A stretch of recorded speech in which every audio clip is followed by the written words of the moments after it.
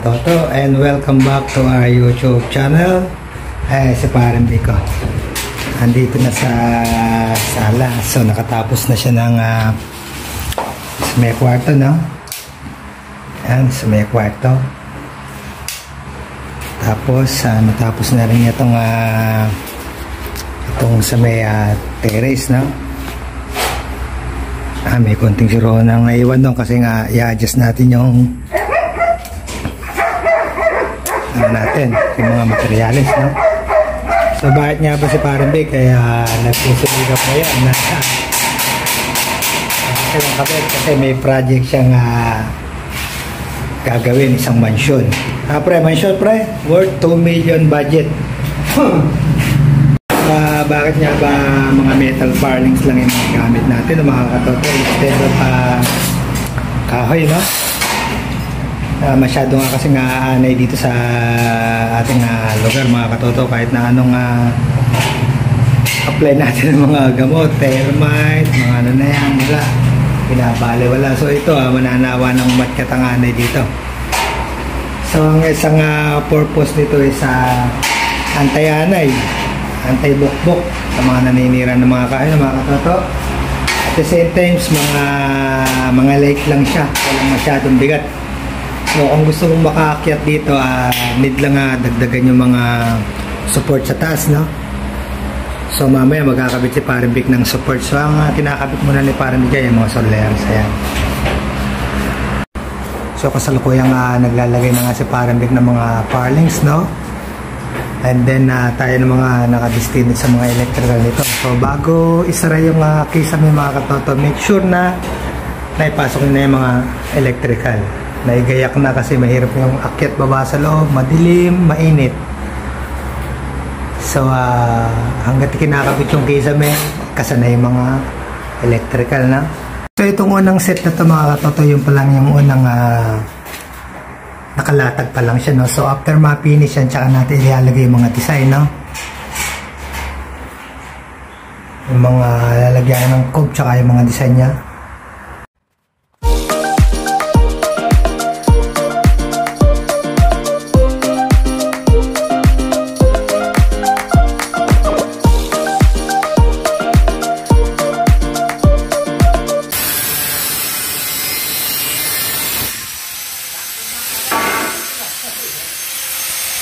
Siya naman nga, mga katoto, yung gagamitin na ni Parang Big na na support dito sa ating nilagay ng mga soleras ng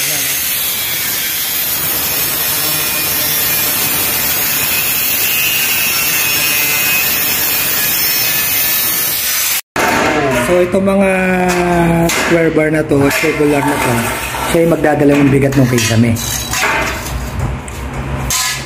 So pagka medyo makitid lang, pwede na yung 1 by 2 isa na yun sa mga ganito maiksian. Pero pagka medyo malawak yung lalagyan nyo, dahil lumalaki yung support nyo, mas tumitibay siya. So kung ang gagawin nyo is convention, 2 by 4 or 2 by 3 para mas matibay din patayo. So kung ito is medyo makitid lang, matibay na to. So in case na meron kayong gagawin sa taas o i-refer, makakatuloy kayo.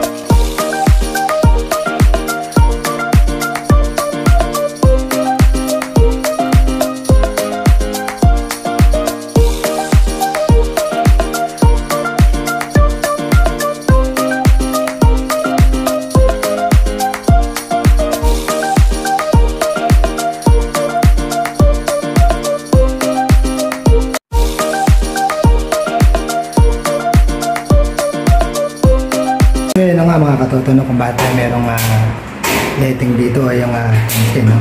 Yan yung guide ng patag natin sa ating kisame. So yun ang nagiging basehan ni Parang Vic para ano siya, maano yung elevation nitong pagkakapatag. Ayan siya, yung letting na to para magpantay-pantay patag yung kisame. Lubid ng kalabaw para lubid ng kalabaw. So yun ang sinasabi natin support, no?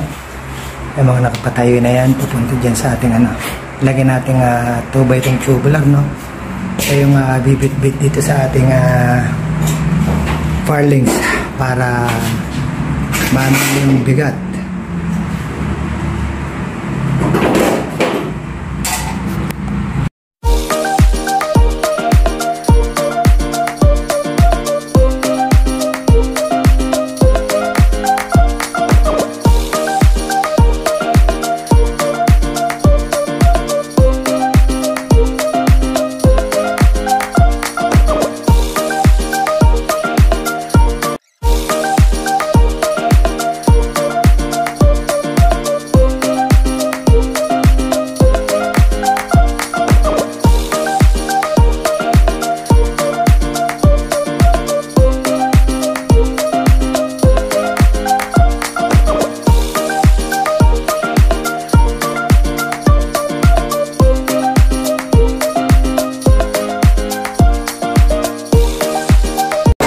All set na yung ating mga carrier.